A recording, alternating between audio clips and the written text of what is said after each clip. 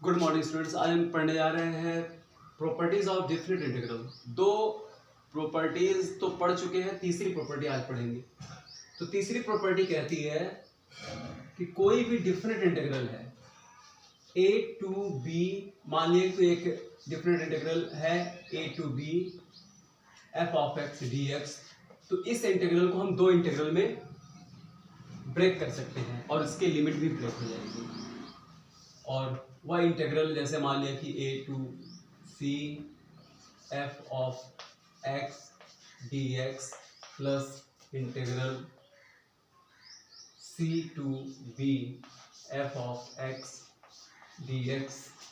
लेकिन यहाँ पर एक कंडीशन ये है कि where c is greater than a and less than b। देखिए, ये प्रॉपर्टी समझने के लिए थोड़ा सा ग्राफ हम बनाएंगे। अब यहाँ कहना क्या चाहता है, अच्छा इसका मतलब क्या होता है? इसका मतलब हम डिफरेंट इंटीग्रल में आपको बताएंगे कि integral a to b f of x dx ये कहता क्या है, इसका मतलब क्या है। इसका मतलब यह होता है कि एक कोई कर्व है और नीचे x एक्सिस और दो ऑर्डिनेट से बाउंड रीजन का जो एरिया होगा वो इसके वैल्यू के इक्वल होगा। इसका मतलब ये आपको एक ग्राफ बनाकर समझाते हैं। हमने ये मान लिया कि ये x एक्सिस और ये y एक्सिस, ये जो कर्व है, कर्व ये मान लिया कि कोई कर्व है, ऐसे कोई कर्व गई इस तरह से कर्व है c और d, जो कि x एक्सिस और y एक्सिस के रेस्पेक्ट में इसका इक्वेशन जो है y is equal to f of x है। देखिए आपको उधर दिख रहा है किनारे, ठीक है। ये इसका मतलब एक फंक्शन है, फंक्शन का ये ग्राफ है और ग्राफ के ठीक नीचे यहां पर x एक्सिस है और दो ऑर्डिनेट हैं। दो ऑर्डिनेट क्या है? दो ऑर्डिनेट जो है x इक्वल टू a है और दूसरा ऑर्डिनेट यहां पर x इक्वल टू b है। ये दो ऑर्डिनेट है। तो एक बाउंड रीजन मिला हमें। बाउंड रीजन किससे है? ऊपर कर्व से, CD कर्व से, x एक्सिस से और दो ordinate x equal to b से एक बाउंड रीजन है। तो इसका जो एरिया होगा वह इस डिफरेंट इंटीग्रल के वैल्यू के इक्वल होगा। अगर अब यहां पर देखिए, इसीलिए इसको कहा गया a टू b। अगर अब हम इसको दो छोटे छोटे रीजन में, दो रीजन में, आप इसको मान लो हमने क्या किया, इसको बांट दिया, दो रीजन में इसको डिवाइड कर दिया। तो अब यहां पर ये ले लिया c। तो ये बात तो वही फिर आ गई ना कि अब यहां पर एक रीजन ये हुआ, दूसरा रीजन ये हुआ, इस रीजन का एरिया, इस रीजन का एरिया आप निकाल लीजिए। तो इस तरह से दो इंटीग्रल बन गए। यहां पर इंटीग्रल जो इसकी लिमिट क्या होगी? a टू c और इसकी लिमिट होगी c टू b।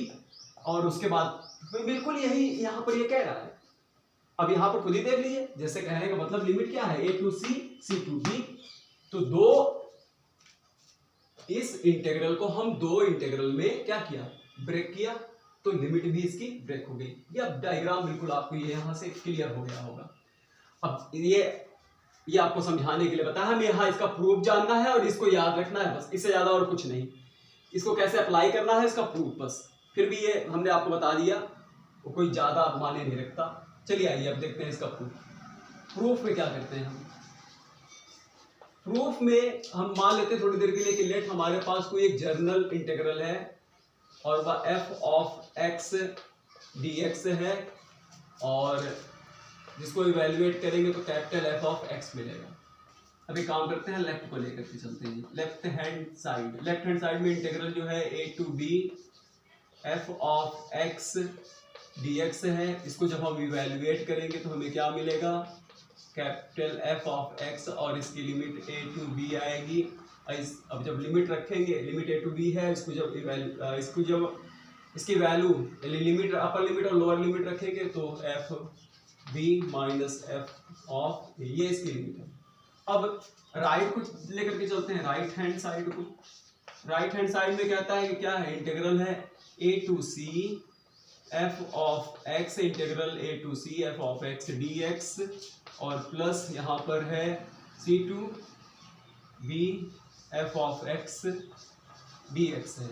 अब इसको तो ये हो क्या हो गया?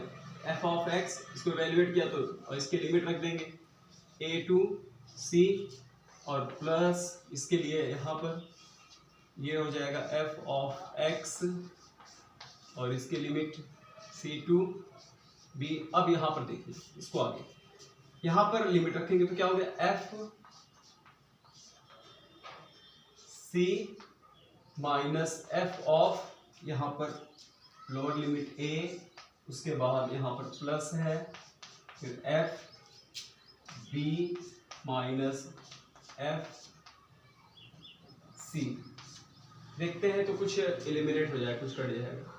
देखिए तो ये ए और ये कट गया, तो क्या मिला हमें F of B minus F of C. तो यहां देखा जाए तो लेफ्ट और राइट क्या हो गया, इक्वल हो गया। लेफ्ट और राइट इक्वल हो गया नहीं भाई, लेफ्ट को हमने, लेफ्ट की वैल्यू ये है और राइट की वैल्यू ये है, तो इसका मतलब ये प्रॉपर्टी प्रूफ हो गई। आप ये लिख दीजिए left hand side is equal to right hand side proof. अगर इस प्रॉपर्टी का प्रूफ आता है एग्जाम में तब आप इसी तरह से प्रूफ कीजिएगा। ये इंपॉर्टेंट प्रॉपर्टी है, इसका यूज भी होगा और जो है मॉडुलस फंक्शन यानी एब्सोल्यूट वैल्यू फंक्शंस की जब इंटीग्रल हम निकालेंगे तभी इस प्रॉपर्टी का यूज के बगैर नहीं कर पाएंगे। और दूसरी चीज ये है कि जो नेक्स्ट प्रॉपर्टी या इसके बाद जो प्रॉपर्टी आने वाली हो उसमें भी इसकी हेल्प से उसको, उस प्रॉपर्टी को हम लोग प्रूफ करेंगे। तो काफ़ी अच्छी प्रॉपर्टी, इसको आप देख लीजिए, अच्छे समझ लीजिए, उसके बाद हम आपको नेक्स्ट प्रॉपर्टी बताते हैं।